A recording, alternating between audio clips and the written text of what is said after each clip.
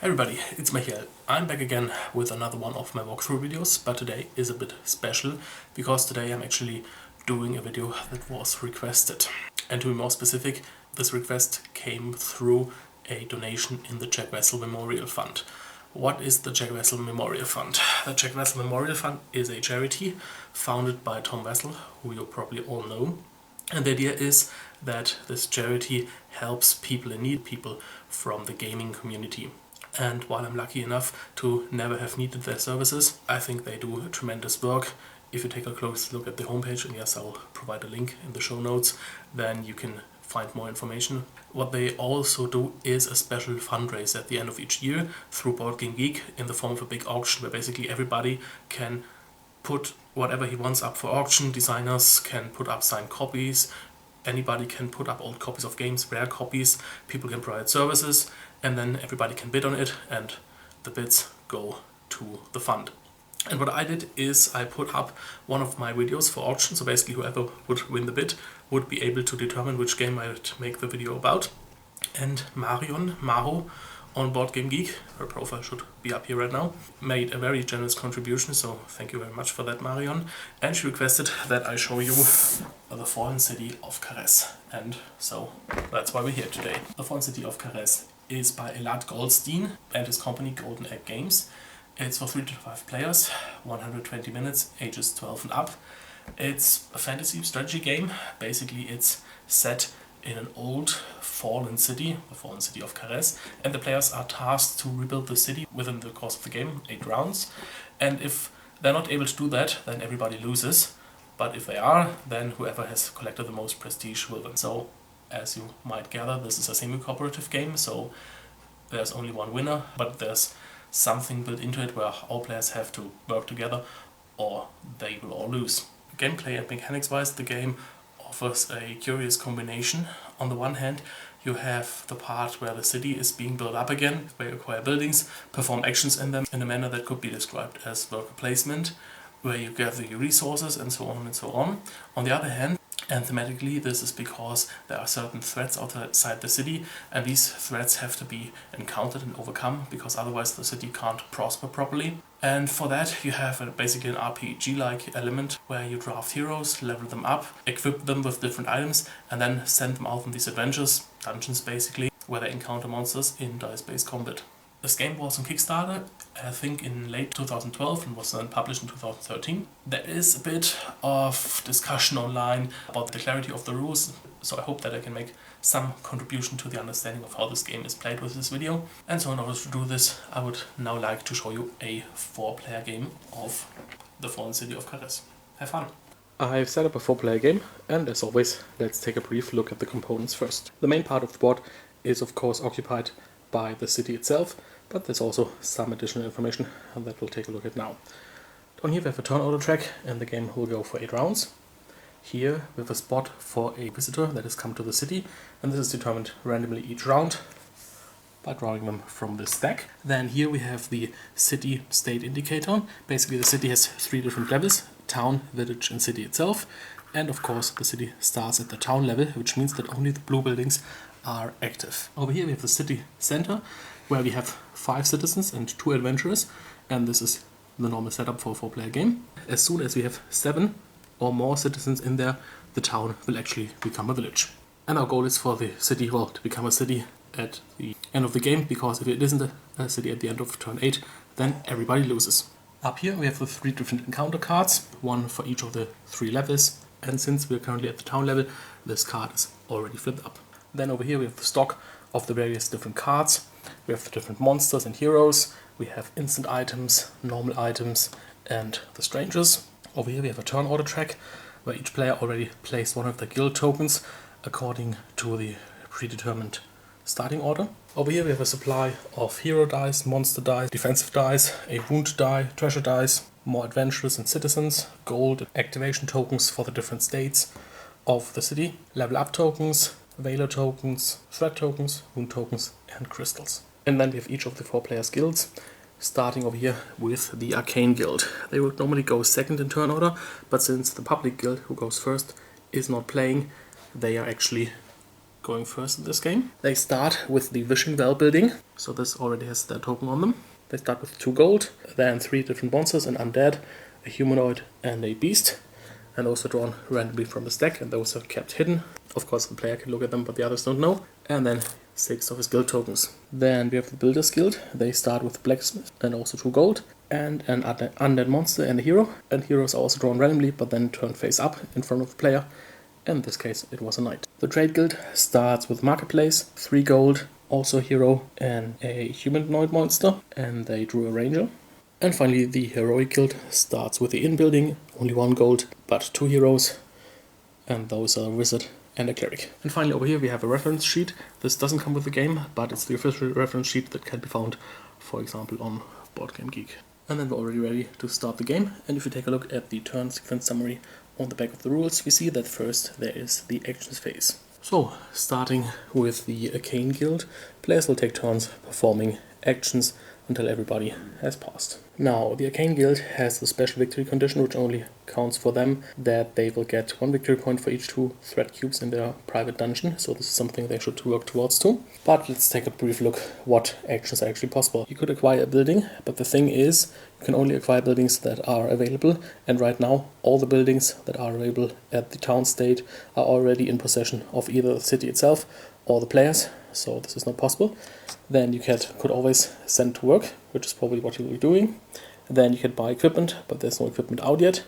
You could send your heroes to explore, either in one of the fixed adventures or another player's private dungeon. But since the Arcane Guild doesn't have any heroes yet, that's probably also something they won't do. And finally, they could open or close their private dungeon, which is definitely something they want to do at some point, because that's a way for them to generate victory points. But for now, they will send to work. Now you can only send to work in a building that is active, meaning that it has one of these lava lamps. In this case, only the blue buildings have lava lamps. So we have the City Guild, the Wishing Well, the Inn, the Marketplace, the Blacksmith, the Black Market, the Lava Mill, and the Healer's Tent. And finally, you could also send somebody to interact with this trainer. And the Arcane Guild player decides to send workers to the Wishing Well. And as you can see, there are always 2 different kinds of actions. There are these tan colored ones and these silver colored ones. The silver colored ones can only be taken by the owner of the building, and since it is his building, he is able to take that action. And for one of your actions, you can always take up to 2 citizens or 1 adventurer from the city center. And since he needs 2 citizens over here, he'll just take them from here. And now the space is basically activated, and then in the next phase he will be able to reap the benefits. And since it's his own action, he doesn't have to market or anything. The Builders Guild gets extra victory points for each building owned, but right now there are no buildings to be purchased, so this is not something they can pursue right now. But then, of course, their interest lies in advancing the city as soon as possible to the next level, so new buildings become available, and also earning lots of money, so they actually purchase these new buildings as they come up. And now he has a choice to make. He could either send 2 workers into his own blacksmith to be able to produce an item that other players then can buy later on, so that would grant him money. Or another interesting action would be to send an adventurer into the inn owned by the Heroic Guild, because then that adventurer would be promoted to hero, and the Builder Guild could also go into dungeoneering. And this is actually what they decide to do, so they pick up 1 adventurer from the city center. The way he's depicted down here means that he won't return to the city center because he will die or rather be promoted to a hero. And then also the player has to pay 1 gold. The crest and background of the gold means that it will go to the owner of the building later on. And finally, since he doesn't own this building, he has to take 1 of his gold tokens and mark that he was the one who performed this action. The Trade Guild earns a victory point for each 3 gold at the end of the game, so they're very interested in, well, generating gold. And on their marketplace they basically have 3 spots where citizens can produce and then sell instant items, but there's also a spot for adventurer. And so he takes the last adventurer and puts it on here. It's not necessary to mark it, although this is a public space. If you take a public space on your own building, you don't have to mark it as well. The Heroic Guild player gets extra victory points for valor cubes at the end of the game, so he's very interested in generating those, which is primarily done by adventuring. He only has 1 gold, which is a pity, because the trainer would allow him to level up 1 of his heroes, but that costs 2 gold. Over here in his own inn, with the owner action, he could actually earn gold by letting adventurers stay there. but there are no more adventures available. So he decides to activate the city watch. That means he has to take 2 citizens. One will live, one will die, and this will give him a Valor cube. And he also has to mark the action with one of his shields. The Arcane Guild decides to go over to the black market. The action is to place a shield down and it'll stay there and then get 2 gold. Basically it's a loan. And this building is activated right now, so he will be able to get the 2 gold now. And the shield will stay there until he performs this action on later turn, basically meaning he pays 3 gold back and then he gets his shield back. So right now he has 2 gold more, but only 5 shields remaining, which of course reduces the amount of actions he can take each round. The Builder Guild also takes a loan. The Trade Guild takes the last remaining citizen and puts it into his marketplace to produce an item. The Heroic Guild also takes a loan. The Arcane Guild decides to open a private dungeon, so he takes one of his shields, puts it onto one of the 2 possibilities. Since the Builder Guild already has 1 hero and is about to get another one, they decide that they want to go adventuring, and they could either go to this old cellar over here or to the Arcane Guild's private dungeon, and they decide to go over here. The Trade Guild decides to use the trainer, so they have to mark him with a shield, and it costs them 2 gold. The Heroic player decides to attack the private dungeon of the Arcane Guild. And now, with all the citizens and adventurers gone from the center space, all spaces in the black market taken, all dungeons that are able of being attacked are attacked. The only thing that would remain for anybody to do is open the second private dungeon, but nobody has any particular interest in that. So we're done with this first actions phase and can now move into the activating phase. So again, starting with the Arcane Guild, each player gets to select a building and then all actions in this building are performed. And this is a variant. In the original rules, everybody would just pick an action and perform that. The Arcane player decides to activate the Wishing Well, so this action is resolved. Those 2 citizens are returned to the city center and he gets to draw a new humanoid monster. And it is a witch. The Builders Guild activates the inn, so this guy is removed from the game because he quote-unquote died. They get this token back. The gold goes to the owner of the inn, and that is the Heroic Guild. And then they get to draw a new hero, and again with a variant that is suggested by the author, whenever you get to draw a hero, you actually get 2 and can select which one you want. A Templar and a Rogue, and since the old cellar will contain 2 trap encounters, he decides to take the Rogue because hopefully this guy will help him circumvent and survive those traps. And this one's just discarded. Now the Trade Guild has 2 choices. He could either activate the trainer or the marketplace, and he decides to do the latter. Both of these will return to the city center and 2 new items will be up for offer. We have 1 Scroll of Vision and 1 Might Potion. Now on your turn in the activations phase, you can either activate a building or buy an item, and this is exactly what the Heroic player does, and you can only buy 1 item per turn, so he decides to buy the Might Potion, which costs a gold, and that gold is paid to the owner of the marketplace, in this case the Trade Guild. And this item just stays with him, and he can equip it when he actually heads into a dungeon. The Arcane Guild doesn't want to buy the item, so there's actually no action left for them to do. The Builder Guild wants to buy it.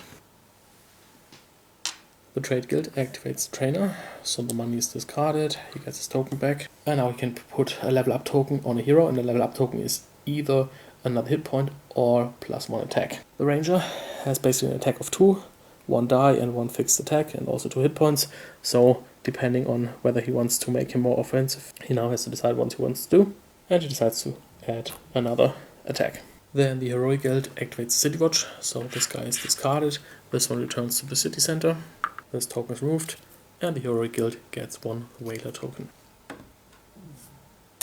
Also, while it's still the Heroic Guild's turn, the Trade Guild decides to make him a trade offer, and you can always do that because trading is free, doesn't cost actions. And the thing is, the Heroic Guild will have to fight with only 2 heroes and an item in the Arcane Guild's private dungeon, and the Arcane player has 4 encounter cards, and if he decides to put all of them in the dungeon, that could be a very tricky fight. And so the Trade Guild's offer is to sell him this Ranger, which is already leveled up, but his price is basically all 3 gold cubes plus the Valor cube. And while this is a very steep price, the player of the Heroic Guild thinks that it's still worth it, so he pays all of that to the Trade Guild, and he gets the Ranger.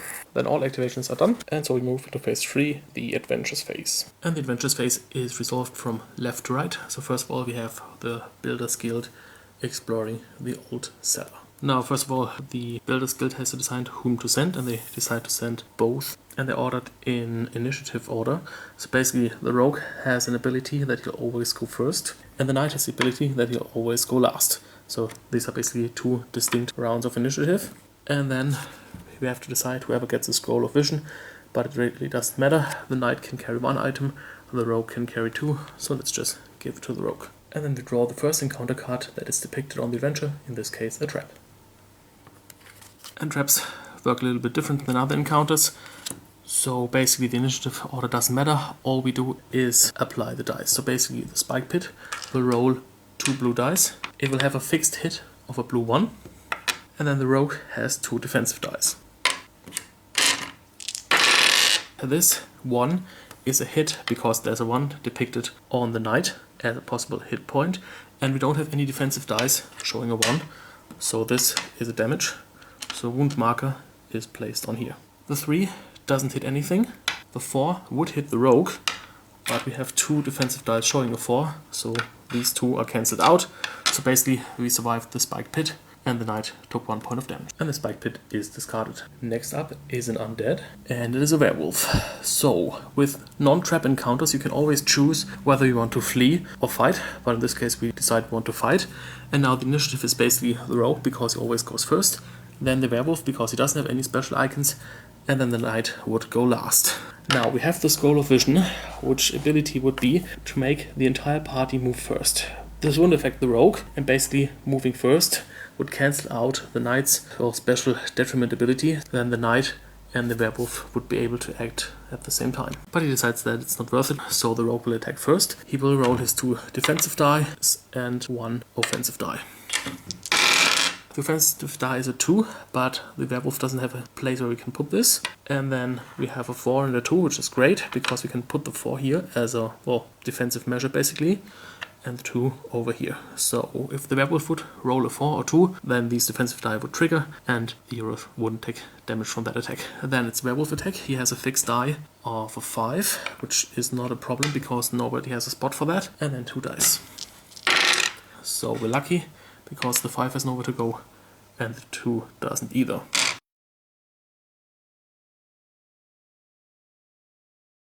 Then it's a Knight. He has 3 offensive dice. And that is great. So the 5 could go here, the 3 could go here. That's 2 damage. Now it's a Rogue's turn again. He could reroll those defensive dice, but basically they can't get any better, so he gets his 1 offensive die. That's not a hit. So the werewolf, we don't really need the 5 because we know it won't be a hit anyway. Those are not a problem at all. Then the Knight. And there we go, it's a 6. So the werewolf receives his last wound and is slain, meaning that the card is just discarded. And then finally we get another trap. It's an eating plant. We have to reroll our 2 dice because they don't stay longer than 1 encounter.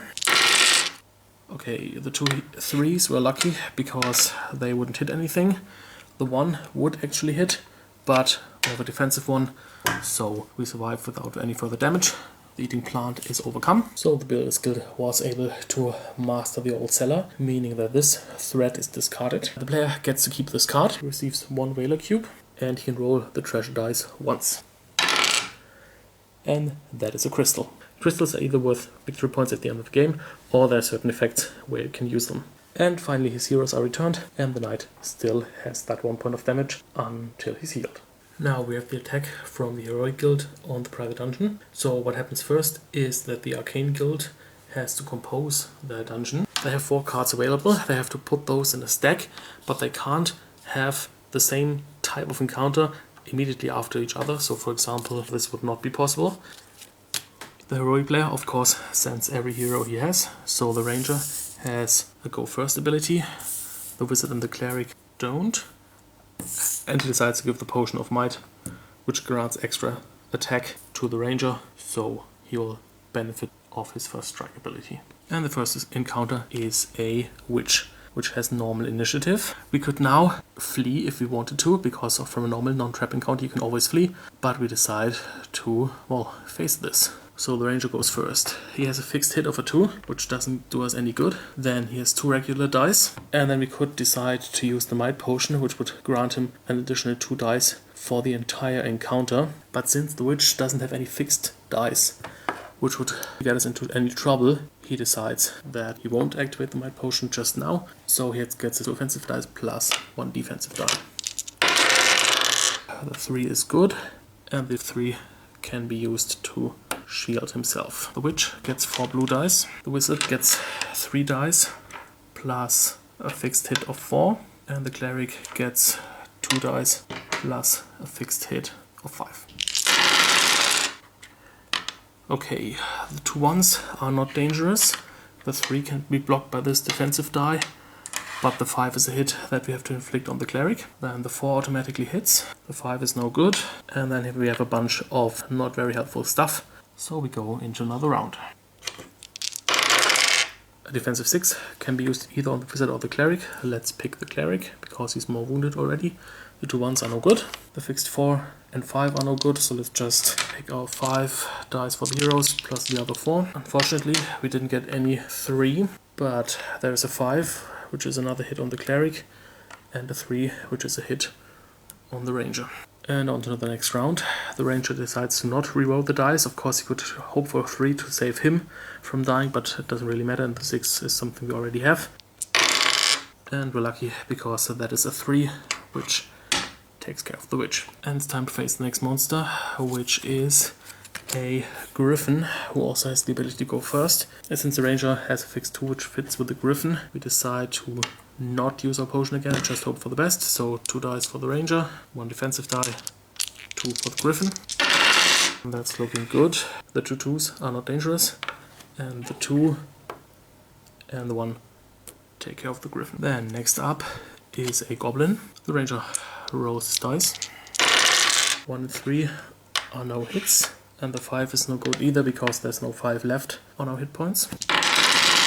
The 6 from the goblin is a hit. We have to assign it to the wizard, otherwise the cleric would die. But then the fixed 4 and another 4 down here kills the goblin. And then we're up to the last monster, an undead, more specifically a vampire. The vampire will go first. He has a fixed hit of a 2, which is okay because that doesn't affect us too much. So 2 blue dice for the vampire, 2 for the ranger, plus 1 defensive die. The 5 is of no use. This 5 will inflict a hit, but unfortunately the 6 will kill one of our heroes. So we decide to have the cleric die.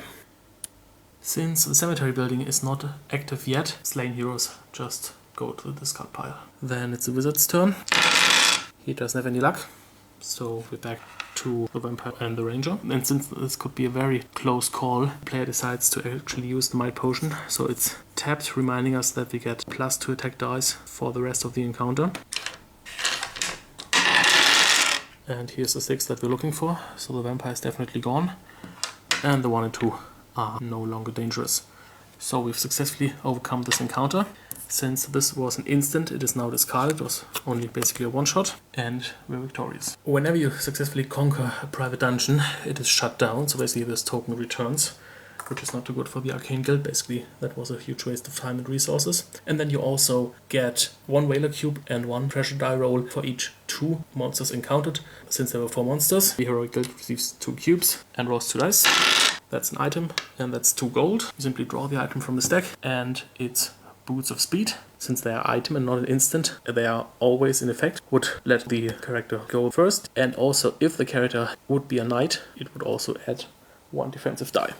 That was the Adventures phase, so we can now move into the State of Karez phase, where we tally threat against Valor cubes. We don't have any threat cubes because all adventures and dungeons were basically defeated this turn. We have 2 +1/+1 4 Valor cubes, and then we look over here on this threat monitor where we stand, and basically we fall into this category with a plus of 4 Valor cubes. What we get is 1 new adventurer and 3 new citizens who come to the city. And now we have to check whether this is enough to actually get into the next level, and it is, because we have exactly 7 citizens, which is enough for Karez to now become a village.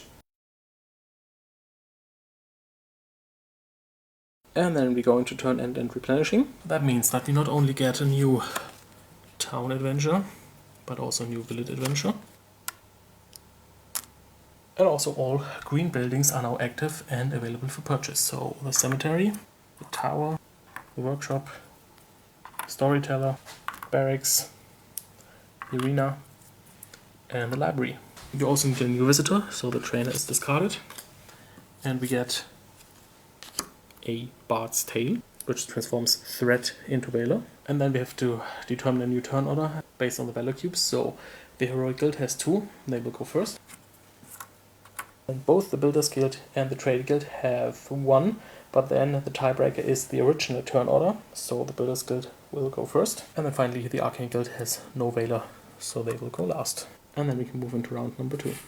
The Heroic Guild has a lot of choices for the first action, and they decide to actually buy the arena, so they have to pay 2 gold, but then they get to place a token on this space here. The Builders Guild buys the tower for 2, hoping to corner the market on item production. The Traders Guild decides to buy the cemetery for 2. The Arcane Guild buys the workshop. The Heroic Guild sends an adventurer into the owner action of their arena, but now since the action is not complete, they have to send another citizen here in a later turn. The Builders Guild asks the Arcane Guild how much they would be willing to pay for this one undead monster. The Arcane Guild says 1 gold, and the builder agrees. But with that 1 gold, the builder can activate the space at the inn, so he'll get another hero. The Trade Guild takes 2 citizens, puts them on the lava mill, meaning he'll get a gold, and another gold would go to the owner, but since this one would belong to the public guild if they were in play, it'd just go to the city. The Arcane Guild uses the owner action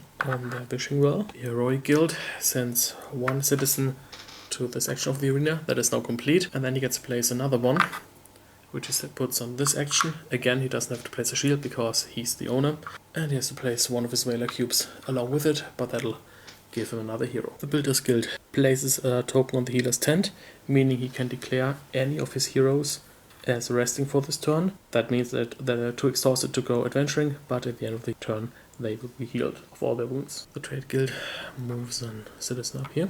The Arcane Guild uses a gold in their own building to get a trap later on. Unfortunately, the gold will not return to the owner in this case. The Heroic Guild places a token in the healer's tent as well and declares both their heroes as resting. The Builders Guild decides to try and explore the mines. The Trade Guild buys the library. Although he doesn't have many monsters yet, yes, he'll get some more in the next phase. The Arcane Guild decides to open a dungeon yet again, thinking that with only 2 active heroes, because he'll get another one, the Builders Guild will be content with only attacking the mines. The Heroic Guild won't probably attack at all, so he figures that his dungeon will be safe for at least 1 round this way. The Heroic player doesn't have anything meaningful left to do. The same holds for the Builders Guild. The Trade Guild buys the barracks. The Arcane Guild passes. And finally the Trade Guild opens the other private dungeon. In the activations phase, the Heroic player activates the arena, so first he gets 2 gold, then these 2 are discarded and he gets to draw a hero, or rather 2 and keep 1.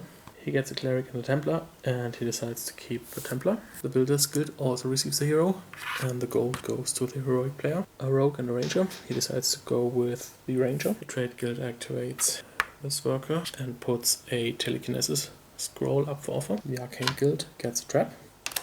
The Heroic Guild buys the Telekinesis scroll.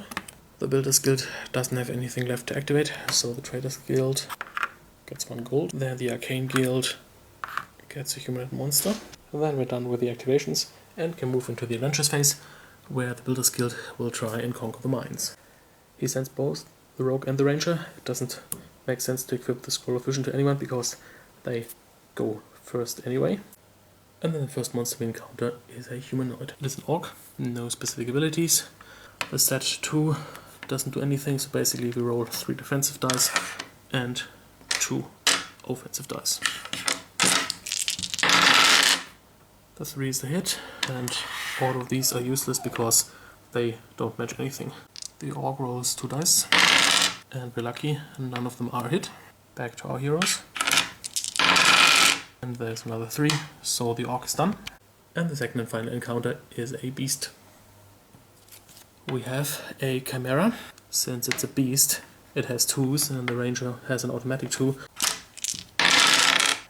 Okay, 1 roll, 2, and another set 2 are 2 hits, that is great. However, the 2 1s and the 5 don't do anything for us. And That is a problem, because the set 3 and the other 3 now kill the ranger. The 2 and the 5 on the other hand don't harm the rogue. Now, since the cemetery is open, the owner of the hero that just died, in this case the Builder's Guild, has to place a token there, so basically they have their own burial ground on the cemetery now. And the defeated ranger goes back into his area, face down, meaning that he can be resurrected later on. Then we're back to the rogue, and there it is. So the Chimera is defeated. This threat is gone. Builder's Guild gets a card. You also get 1 valor cube. And those are 3 gold. Then we're in the State of Karez phase. Again using a variant suggested by the designer called Growing Threat. Means that each adventure or private dungeon that is still up and running gets an additional threat marker. So we're at 5 threat versus 1, 2, 3, 4 valor. Means we have a surplus of 1 valor, meaning we'll get 2 new citizens and 1 adventurer. We're still at 8 citizens, so luckily the village still stays a village. This visitor is removed, nobody could use it because nobody had private threat in their private dungeon at that point. And we get the bazaar, where we can either sell monsters or trade monsters into an ancient monster.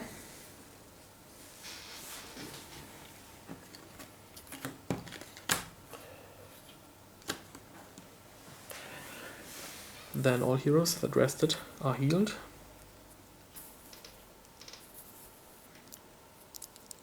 So we can take back these tokens. We get a new adventure. In turn order, the Builder's Guild will go first, followed by the Trader Guild, the Heroic Guild, and the Arcane Guild. And then we can move into the 3rd round. The Builder Guild places in the inn again to get another hero. The Trader's Guild uses his private dungeon action, where he lures an adventurer into his private dungeon where he meets an untimely end, and later on he'll get a treasure roll and generate a threat for that. The Heroic Guild uses the Lava Mill. The Arcane Guild activates City Watch. The Builder's Guild produces an item in their tower. The Trade Guild sends 2 workers in their market. The Heroic Guild goes to the barracks. The Arcane Guild passes. The Builder's Guild decides to explore the ruins. The Trade Guild passes. The Heroic Guild decides to explore the wilderness. The Builder Guild goes to the library. The Heroic player passes, and the Builder Guild passes. In the activations phase, the Builder Guild produces an item over here, a Widow's Curse. The Trade Guild produces 2 instants, a treasure map, and a healing potion. The Heroic Guild takes 1 gold. The Arcane Guild gets a Whaler. The Builder Guild buys the healing potion, so he pays 1 gold to the Trader Guild. The Trader Guild activates the action up here, so another threat is added to his dungeon, and he gets to roll the treasure dice once. That's a gold. The Heroic Guild buys the Widow's Curse from the Builder Guild. The Arcane Guild doesn't have anything to activate anymore. The Builder Guild buys a treasure map. The Trade Guild is done. The Heroic Guild gets to level up the heroes with a new hit point. The gold goes to the Trade Guild. And since the best hero is worth a victory point at the end of the game, and the best hero is the one who's leveled up the most, it makes sense to level up the ranger again. So we can select one of these hit points token, and we take another 3 and just put it on here. The Builder Guild gets a new hero. He already has a knight, so he decides to go with a wizard. And then finally he gets to level up a hero with another point of attack, and he decides to give that to the rogue. And then we can start with the adventures phase, starting with the Builder's Guild attacking the ruins. He decides to bring all 3 heroes. The rogue will attack first, the knight and the wizard will attack normally, and the items are distributed like this, although it really doesn't matter because they are not hero specific. And our first encounter is a humanoid, an assassin. Assassins will also go first. We don't use the scroll, so we'll just roll 1 blue die for the assassin, 2 red dice for the rogue, as well as 2 defensive dice. The 1 has to go on the knight, the 2 6s don't do anything, the 4 can be used on the rogue itself, and that's about it. The fixed attack of 4 is no good, so we'll just roll the 6 dice. And there it is, 1 3. Which is enough. Next up is a beast, a lizard man. He also attacks first. We decide to keep the defensive die where it is.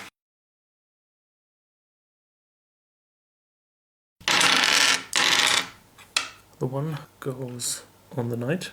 We can't use the 3, and the 5 and the 1 don't do anything. Then 6 dice for other heroes again. And we have a 2 and a 3. so the lizard man is gone. And then finally we have an undead encounter, which is a gargoyle. It also goes first. This time we decide to also roll this die in hopes of maybe getting a 2 to defend the knight. The 1 doesn't do anything, so does these 2 ones, but we got a 2 that we can indeed place on the knight. Then it's 6 dice again, not a single 6, so we have to go into the next round. The 5 from the enemy is not dangerous, the 6 can go on here, the other stuff is irrelevant. And there it is, our final 6, so the gargoyle is also gone. So the threat from the ruins is gone, the card goes to the possession of the Builder Guild. They get 2 valor and 2 dice rolls. That's a crystal and 2 gold. And I've got the treasure map. Once you can roll for treasure, you can discard it to roll an extra die. And that's another 2 gold. Next up is the Heroic Guild against the Wilderness. The Ranger can attack first, and so can the Templar, because he has the Boots of Speed. And since it's an item, the effect is always available. He doesn't get the bonus because he's not a knight, obviously. And also he will be able to attack with 4 dice, and he also has a fixed attack of 5.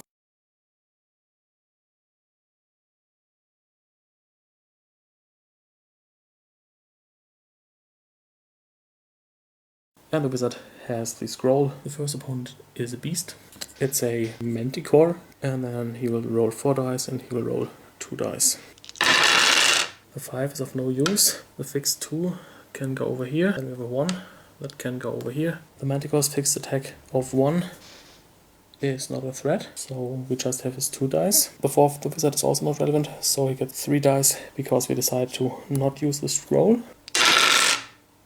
The 2 is hit on the Templar, but the 1 kills the Manticore. The next beast is a Lizardman. Now the 2 can go up here.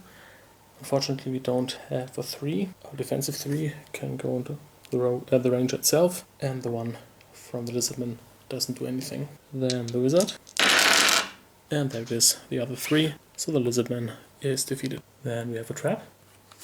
A slippery trail, which is 3 blue dice, and we get 1 defensive die from our ranger. The 6 has to go on the wizard, and then we get a final beast, a unicorn. Now we have 1, 2 up here, and the fixed 2 from here, which is already enough. So we get 3 valor cubes and 3 treasure dice.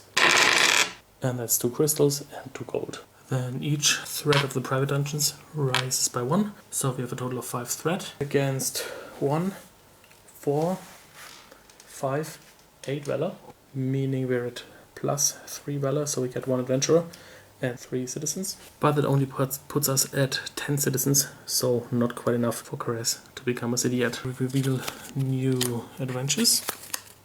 The bazaar is replaced by a high priest who can heal wounds for 1 gold or resurrect heroes for valor, which is great because the temple that could resurrect for crystals is not in play until the city stage. Turn order. The Heroic Guild has 3 valor, and so does the Builder Guild, so the Builder Guild will go first, and then both the Arcane Guild and the Train Guild have 1, so the Arcane Guild will go third, and then we're ready to start the new round. The Builders Guild sees that the visitor available is a High Priest, and since the Heroic Guild also has 2 wounds that they could heal, they decide that they better claim him now. The Heroic Guild now has a chance to use the only adventurer available, and they decide to put him in their inn. They have to pay the gold, but they will get it back later on. The Arcane Guild wants to get another Valor Cube in the City Watch. The Trade Guild realizes that they should probably populate their dungeon a little bit more, so they activate the action in their own cemetery, where they can sacrifice a citizen, pay gold, and then get an undead monster later on. The Builders Guild puts 2 citizens in their blacksmith. The Heroic Guild goes to the barracks. The Arcane Guild puts 2 citizens on their wishing well. The Trade Guild also activates the wishing well. The Builders Guild buys the Storyteller for 2 gold, so they're down to the last marker. The Heroic Guild decides to get yet another hero over here in their own arena. And now, since you can always place up to 2 citizens on your turn, they could actually place the other citizen as well in a different building. And after a bit of back and forth negotiating, finally the Heroic Guild accepts the Builder Guild's offer, which is 1 gold and the healing potion, if they place that citizen down here. Now, since this is a building which they don't own, they have to place one of their markers with it, which is okay since they still have 2 left. They only placed 1 marker on their turn, because this action was in their own building, so that is still a legal play. Now, if I'm not entirely mistaken, the healing potion can be activated outside of combat, and this simply means that we get to roll the dice once and get to heal 1 to 3 wounds, depending on how good we roll. That is only a 1, that's a bit of a pity, so we decide to heal 1 wound from the Templar, because he's a better fighter with the items that we have. Since the Arcane Guild is desperate for money, they ask whether somebody would be interested in buying this Valor Cube for 1 gold, and the Trade Guild is, so the Arcane Guild can now go in their own workshop and buy a trap. The Trade Guild doesn't have anything meaningful left to do. The Builder Guild decides to explore the forest. Then all that's left to do for the Heroic Guild is exploring the ruins. The Arcane Guild is done, the Builder Guild is done, and the Heroic Guild decides to also explore the dungeon of the Trade Guild. Activations. The Builder Guild activates the High Priest, so by paying 1 gold they get rid of up to 2 wounds, and by paying a Valor they can resurrect 1 hero. So they're back in full strength. And since they now have no more dead heroes, they receive their shield back from the cemetery. The Heroic Guild produces an instant, which is the Holy Water. The Arcane Guild gets a Whaler. The Trade Guild gets an undead monster from the cemetery and they get their gold back. The Builder Guild produces an item at the blacksmith. Those are Arrows of Doom. The Heroic Guild buys them. The Arcane Guild activates the Wishing Well. They get a humanoid monster. And the Trade Guild gets a humanoid monster. And the Arcane Guild receives this gold. The Trade Guild has nothing meaningful left to do. The Builders Guild buys the Holy Water from their own tower. They have to pay the gold, but they will get it back at the end of the phase. The Heroic Guild gets a new hero, and they decide to pick the Cleric. The Arcane Guild receives a trap from their own workshop. The Builder Guild is done. The Heroic Guild receives yet another hero. They decide to take the Knight. The Arcane Guild is done. The Heroic Guild gets to level up somebody with a new hit point. The money goes to the Trade Guild. And they decide that the Templar should get a new hit point. And then the Heroic Guild player is also done. So that it's the end of the phase. Meaning that the Builders Guild gets their gold back. And we can move into the adventuring phase. But before that, the Builder Guild and the Heroic Guild decide to trade the Holy Water for the Telekinesis Scroll. First up is the Heroic Guild in the ruins, where they will face a humanoid, a trap, and another humanoid. They decide to send every single one of their heroes. The Ranger will go first, then the Knight would normally go last with the Boots of Speed that cancels out, so he goes at a normal initiative, and the others as well. And the Cleric has the Holy Water, and the Templar of course has the Widow's Curse. And the first opponent is a Troll. The Ranger has a fixed attack dice of 2, and then thanks to the Arrows of Doom, a fixed attack dice of 3, and I did a mistake earlier, these fixed attack dice only work once per encounter. And then he rolls 3 dice and 1 defensive die. Set 3 does a hit.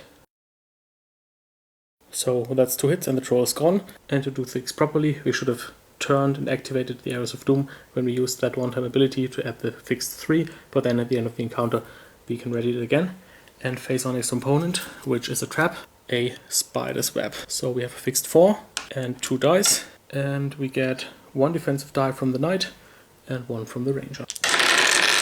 The 5 cancels out the 5, and the 6 will either kill the Wizard or hurt the Cleric, so of course we'll choose to hurt the Cleric. Then that's done, and we can face our final opponent, an Imp. Again, our Ranger goes first. The fixed dice aren't of use, so we don't have to activate the thing. This ability is always active, so we roll our usual 3 dice plus defensive die. The 1 we can use to protect the Knight, and the 3, 5, and 6 are unfortunately of no use.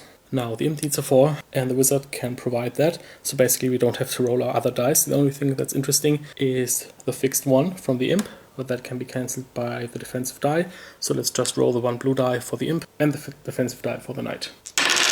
The 3 will hurt the Ranger, but then the fixed die from the Wizard will kill the Imp. And then we're already done with ruins. So we receive 2 Valor and get to roll 2 treasure dice, 3 gold and an instant, and we get a Scroll of Protection. Then we have the Builders Guild against the Dark Forest, and they also decide to send everybody.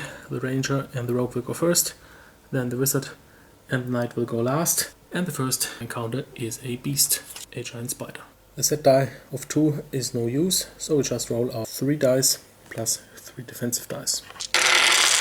The 1 is a hit. We can use the 6 to protect the Wizard, and one of the 2s to protect the Knight. Then it's the Wizard and the giant spider. We don't activate the scroll, so we just roll 3 dice for the wizard and then 1 die for the spider. Those are all misses, but on the other hand, the 2 is cancelled by the 2. And of course the set 4 inflicts a hit on the rogue. Then the knight rolls 3 dice. And there is a 1, killing the spider. Next up is a treasure vault. The 3 is cancelled. This 3 hurts the ranger, and unfortunately this 4 kills the rogue. So the item that he was carrying is discarded. This card is flipped down, it keeps the level up token, and the Builder's Guild has yet again opened up a burial site on the cemetery. And we continue with a Lich King, and this could be a very tough encounter. Even if the ranger and the wizard were able to take him out with 3 hit points, he has a fixed 3 and a 6, meaning that he would definitely take the ranger out, and maybe, since he rolls 4 dice, in addition to the fixed 6, the wizard. So what they decide is that they will actually flee, and you can do this whenever you face a new encounter that is not a trap. You can simply flee, meaning that the whole process of exploring is cancelled. However, you have to leave 1 item or instant behind. While this hurts a little bit, it's probably better than losing everything. So this one gets discarded, and basically we're done. And whenever you fail to defeat an adventure, it accumulates an additional point of threat. And then finally we have the Heroic Guild against the Trade Guild's private dungeon. Since the Trade Guild only has 3 monsters and the Heroic Guild has such a strong lineup, they figure out they will probably lose anyway, so they decide to send the minimum of only 1 monster, keeping the others for when they hopefully reopen the dungeon at a later time. The Heroic Guild decides to send everybody nonetheless, so they face the goblin altogether. The ranger goes first, he rolls 3 dice and 1 defensive die. Those are no hits, but the 6 can be used for the wizard. Since we would roll an enormous amount of dice now, let's just take it slowly. So 1 defensive die for the knight, and 1 blue die for the goblin, and let's say the first 3 dice for the knight. The 4 from the goblin doesn't affect anybody. The 4 from the knight is 1 damage, and then we have a fixed 4 from the wizard over here, so the goblin is already done.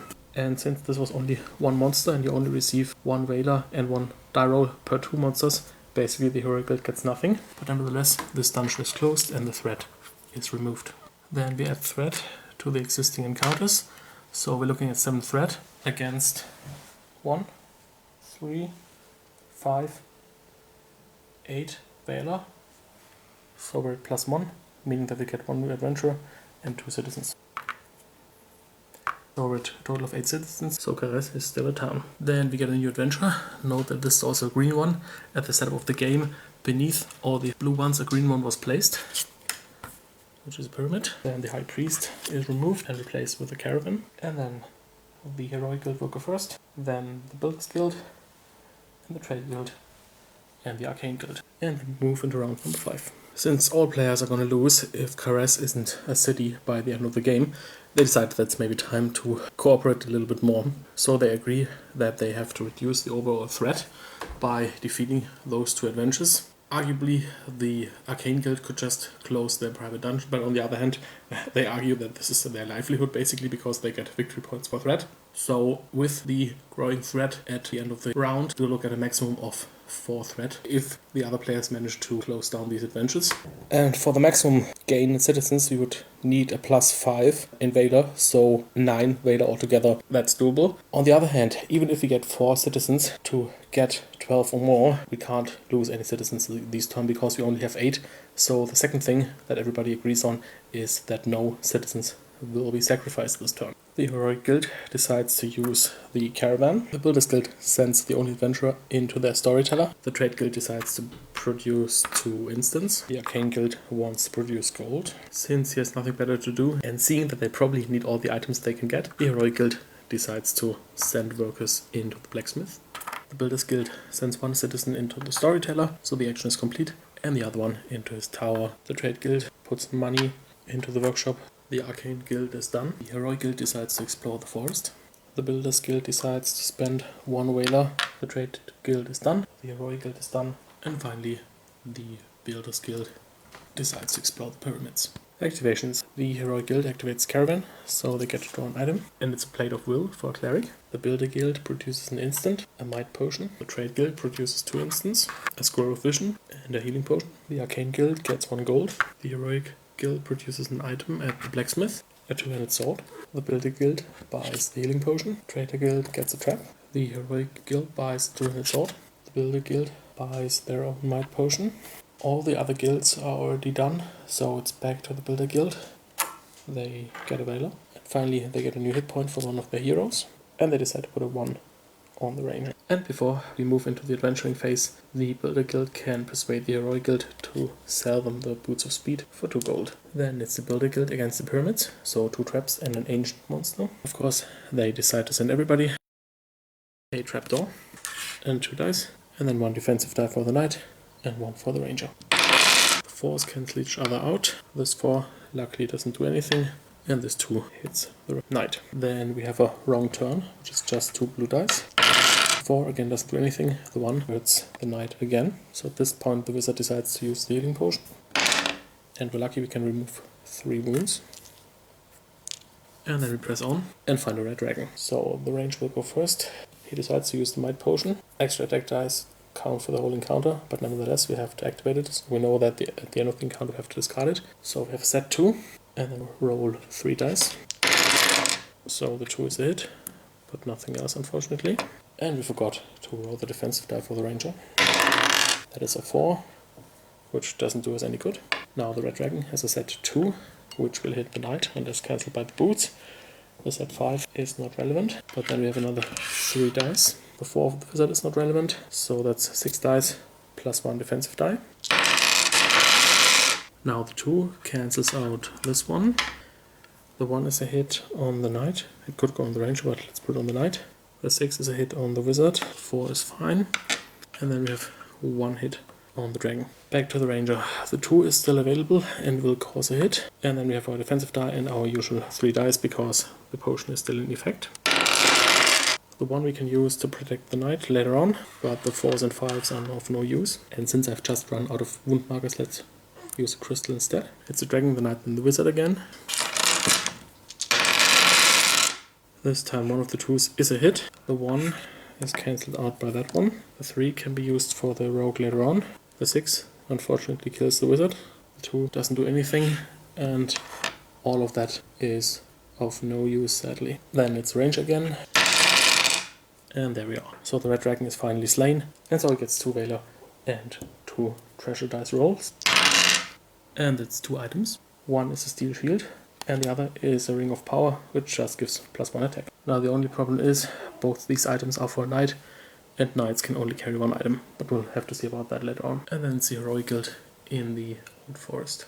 Again, they send everybody. The ranger will go first, then with the cleric with his new armor and the holy water, the Templar and the wizard, and the knight, who would go last anyway, now definitely goes last with his 2-handed sword. And first up is a serpent. The ranger.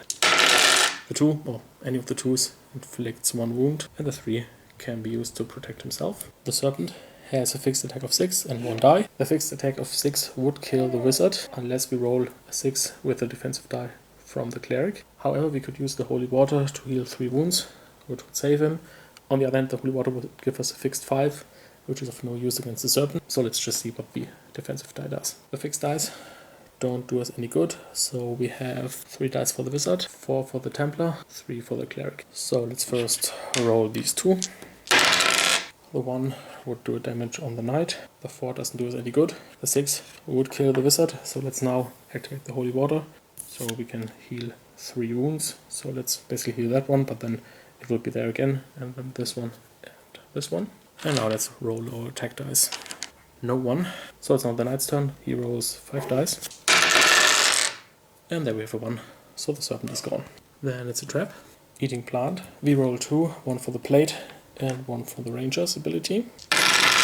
The 4 casts out the 4. The 5 goes on the cleric, and the 1 has to go on the knight.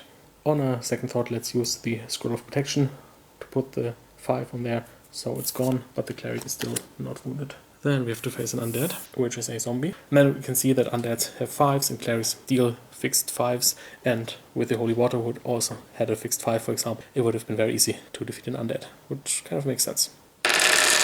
There's 1 5 and another 5 to protect the cleric. Now the fixed 3 of the zombie will hurt the ranger unless the cleric cancels it. So let's check that now. He doesn't. So 1 wound for the ranger. Then the zombie rolls another die, which is a 3, which is again a hit on the ranger. But then set 5 takes care of him. And then finally an ancient, in this case a demon. Let's make use of the fixed 3 on the arrows. 4 is a hit, 6 and 1 aren't, but of course I have to roll the defensive die as well. It's a 4, which won't help anybody. Now again, either the fixed 5 of the Widow's Curse or of the Cleric's ability will take care of the demon, but first we'll have to see how much damage he does. The 4s cancel each other out. 2 2s have to go on the Templar, and unfortunately the 6 kills the wizard, but on the other hand we've defeated the demon and thus the whole adventure. So we now also have to put 1 marker on the cemetery, since we have 1 dead hero. And then we receive 3 valor and 3 treasures. That's 1 instant, 2 gold and 1 crystal. And the instant is a treasure map, but I don't think we can use it right away, so we'll have to wait until the next successful encounter. Then this dungeon receives another cube, so we have 4 threat against 1, 5, 7, 13 valor. We're definitely at +5, so we get 4 new citizens, for a total of 12 citizens. So Karez is a city once more. That means that the slave pits, the garden, the temple and the council hall are now open. Also, this encounter is gone. We don't have any threats here any longer, but we have to reveal 1 here and now 1 over here. Then the caravan is removed and replaced by a jeweler. Then the Heroic Guild will go first, and the Builders Guild, then the Traders, and then the Arcane Guild, so nothing changes. And we can move into round number 6. The Heroic Guild buys the gardens for 3 gold. The Builders Guild would like to acquire one of the new buildings, but the problem is they are pretty much broke, and they don't really have anything valuable to barter with other players. So what they decide to do is make use of the new action in the temple, which would allow them to resurrect a hero for 1 crystal. They decide to do this now, as soon as possible, because the Heroic Guild has dead heroes as well. The Trade Guild buys the Council Hall for 3. So the Arcane Guild finally gets a stab at using one of the adventurers, and they decide to use it up here in their private dungeon. The Heroic Guild visits the healer's tent and decide that the Ranger, the Knight and the Templar will all take a rest. The Builders Guild uses 2 citizens in the blacksmith. The Trade Guild buys the temple. The Arcane Guild puts 2 citizens in the lava mill. The Heroic Guild sends 1 citizen into the gardens. The Builders Guild produces yet another item. The Trade Guild sends 1 citizen to Council Hall. The Arcane Guild sends a citizen into their own workshop. Now they could place another one, but there's not much sense in doing so. The Heroic Guild decides that they will attack the Cruel Sea. The Builder Guild decides to produce an instant over here. They don't want to place another worker. The Trade Guild sends 1 citizen into their temple and the other one into their market. The Arcane Guild is done, and so is the Heroic Guild, since they don't have any markers left. The Builder Guild claims the jeweler, and the Trade Guild is also done, so we're done with the phase and can move to the activations. The Heroic Guild activates the gardens, so they get a gold and a valor. The Builder activates the blacksmith, so 2 items are produced, lucky old shoes and a bright sword. The Trade Guild activates the Council Hall, so they get to collect 1 money from each player.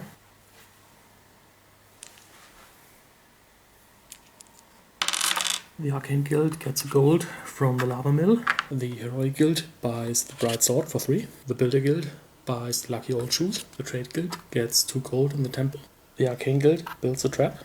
The Heroic Guild is done. The Builders Guild resurrects 1 of their heroes. They decide to pick the rogue, since he's leveled up. The Trade Guild produces a scroll of protection. The Arcane Guild sacrifices the adventurer, so they get another threat. That's 1 piece of gold. The Builders Guild interacts with the jeweler, and they decide to sell 1 of their crystals for 3 gold. The Trade Guild and the Arcane Guild are both done, so it's a Builders Guild turn again. They produce a telekinesis scroll, and then they decide to both buy that one and the scroll of protection. And then we're at the end of the phase, so they get all their invested money back. Now, since the Heroic Guild has only 1 active hero, but has an adventure, the Builders Guild sends a business opportunity and suggests to basically lend him these 2 heroes along with their equipment just for this 1 encounter, for the right price of course. The adventure would yield 3 valor and 3 treasure dice rolls, but there are only 2 valor left in the supply, and since that is limited, that's the only thing the heroic guild would get at most. And the Builders Guild says they want those 2 valor, but preferably paid up front. That's what the heroic guild pays them. Then the Builders Guild also wants a crystal, since they still have 1 hero to resurrect next turn. And finally, they also want 1 of the 3 treasure dice if the heroic guild should be successful. And finally, of course, they would like their heroes and equipment returned in one piece. Although the players don't agree on any collaterals at this point, they just hope that'll work out. I've used citizens to mark the borrowed stuff so I don't forget which to return later on. And this is how the lineup looks with both borrowed and the stuff from the heroic guild themselves. We have a ranger with the Ring of Power, the Arrows of Doom, and the treasure map. Then the rogue has the 2-handed sword, so going last, going first cancel each other out. And they also have the lucky old shoes. And the cleric has the Blade of Will and the bright sword. And we're up against 2 beasts and an ancient, so let's get started. The serpent. The ranger will inflict 1 automatic hit with the 2, and then he rolls 1, 2, 3 dice plus 1 defensive die.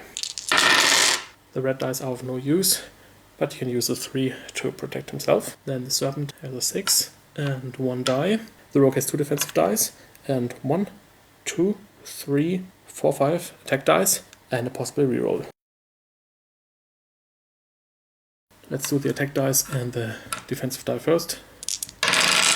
So the 4s are cancelled out. The 5 can be used to protect the cleric if necessary. However, the 6 hits, and I don't think that a reroll can be applied against a set die. So let's say it's not possible. And then the rogue rolls his 5 dice looking for 1. Nope. The cleric set 5s. 5 and 6 are of no use, so he just rolls 3 attack and 2 defensive dice. And there we have some 1s. The serpent is done. Then we have a giant spider. The 1 again can be used to protect the ranger himself. These don't do anything. The spider has a 4 and a die. The rogue has 2 defensive dice, and again let's just roll these together. The 4 cancels out the other 4. The 5 can again be used for the cleric, and the 6 doesn't do anything luckily. And he's lucky enough to kill the spider. And then we're up against the last monster, which is a titan. The ranger has a 2, and by using the arrows of death, he gets also fixed 3, making up 2 of the 4 hits that are needed already. 3rd hit.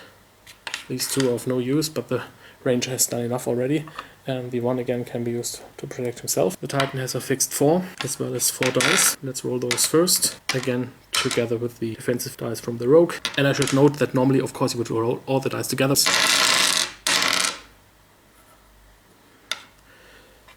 So the 5s cancel each other out. The 6s are of no danger. The 1 can be cancelled out by this one, which leaves us with a defensive 2, which doesn't do anything, and a 4, which would hit the rogue. Before we actually see whether it would hit, because we still have a reroll, let's see how well the rogue does. On the other hand, before the titan goes again, we still have the cleric and ranger, so let's just use lucky shoes to reroll that 4, because we can either reroll a blue or a red die. It's a 1, so it goes on the ranger. Then we attack back with our 5 dice, looking for 4. And there it is. The titan is defeated, and so is the whole encounter. So we get the 2 valor cubes, 3 treasure dice, plus 1 by using the treasure map. But as agreed, we only get 3 of them. The other one belongs to the Builder Guild. That's a total of 6 gold. So let's start breaking out these bars, which count 5. And then for the Builder Guild, they receive an item, a Blade of Will. Then we're in the state of Karez phase, so the threat grows. That's a total of 10 threat against 1, 7, 9, 16. So we get another 4 citizens. Meaning that Karez is still a city. Catacombs. The jeweler is replaced by a slave. The heroes from the heroic guild are healed of all their wounds. And the turn order stays the same. So we can now move into round 7. I'll actually end the video here. You've basically seen many, if not all of the things that there are. The game would go on for another 2 rounds if at the end of the game Karez is not a city, because maybe the threat grows too much and only adventurers arrive, plus citizens are killed because of the various actions that do so. Basically, if the players become careless, they will all lose. But if that doesn't happen, then individual victory points are tallied and whoever has the most will win. And let's actually do that now. 1 victory point for every 2 crystals owned. Heroic Guild has 2, so that's 1 point, and all the others don't have enough crystals to get any points. 1 point for each building owned, 2 for the Builder Guild. The Heroic Guild owns the arena, the inn, and the gardens, so that's 3 points. The Trader Guild owns the cemetery, the temple, the marketplace, the council hall, the library, and the barracks, so that's 6 points. The Builders Guild owns the storyteller, the tower, and the blacksmith, so that's also 6 points. And the Arcane Guild owns the workshop and the wishing well, so that's 2. Then 1 point for every 3 Valor cubes, every 2 cubes for the Heroic Guild. The Trade Guild and the Arcane Guild don't have enough. The Builder Guild has exactly 6, so that's 2 points. And the Heroic Guild has 7, so that's 3 points. 1 point for the Master of the Best Hero, that is the hero with the most level up tokens. In case of a tie, it would go to the player with the most adventure cards. But right now there is no tie, the Heroic Guild has a ranger with 2 level up tokens, and all the other heroes only have 1 at most, so that's 1 point for them. 1 point to each open dungeon owner. As of now, the Arcane Guild's dungeon is open, of course, that might have changed. And then finally, we have additional victory points according to the guild's conditions that we haven't taken into account yet. For the Trade Guild, that's 1 victory point for every 3 gold, so that's 2. And for the Arcane Guild, that's 1 point for every 2 thread in their own private dungeon, so at 6th thread, that's another 3 points. Which gives us a tied end result, because the Heroic and the Trade and the Builder Guild each have 8 points, and the Arcane Guild has 6 points. One final note about a building you haven't seen yet, the Slave Pits. They would also cost 3, so probably in the next round the Builders Guild would have bought them. Here everybody could, for 1 gold and another gold that would go to the owner, buy a citizen. So if there weren't enough citizens in the city, then that's a way to add some. And also the owner could produce a crystal for 2 citizens. Also, we've never seen the owner action of the cemetery. For 1 citizen, he would count the number of shields, basically the number of guilds that have burial grounds there, and he would get as many gold. So, for example, if the Trade Guild could go in now, before the other guilds have resurrected all the heroes, and would thus remove their shield, then, for example, they would get 2 gold. So, I hope you enjoyed this overview of the Fallen City of Karez. Hopefully you've seen that this is not a complicated game once you know how everything works, especially the difference between the action and the activation phase, and also how exactly the adventure phase works, which bonuses are applicable when do you roll which dice. Also, you've probably seen that there are 2 different subsystems. One is, of course,